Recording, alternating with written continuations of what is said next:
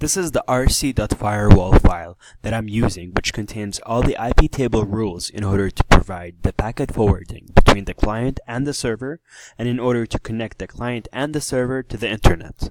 For task 2.0, to test snort in IDS mode, we set up this rule.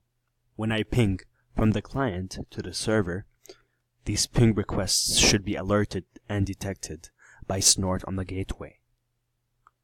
For task 3, part A, in order to detect the HTTP traffic, we're going to set up the rule for the destination port to be 80, which is the default HTTP port.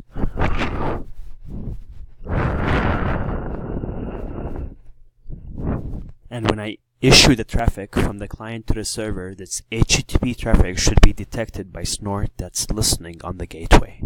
A TCP connect HTTP from the client to the server has been detected.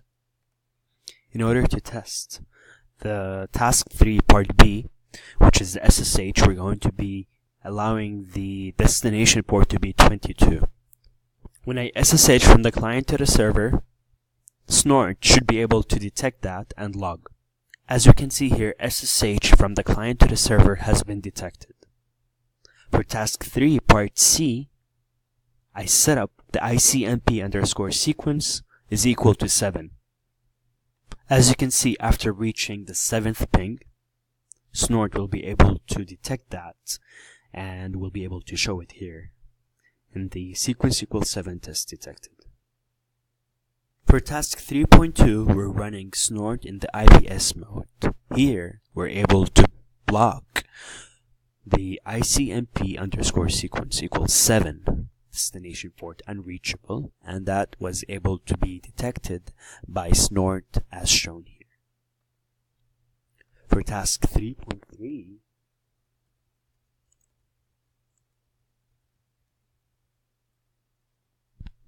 as we can see here, snort will be able to detect that HTTP traffic coming from the client to the server is going to be able to block that. TCP connection was detected and dropped.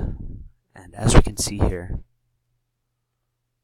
when I hit refresh, we were not able to connect to the server anymore due to that drop. As we can see here, snort is going to log all of that in the var log snort directory.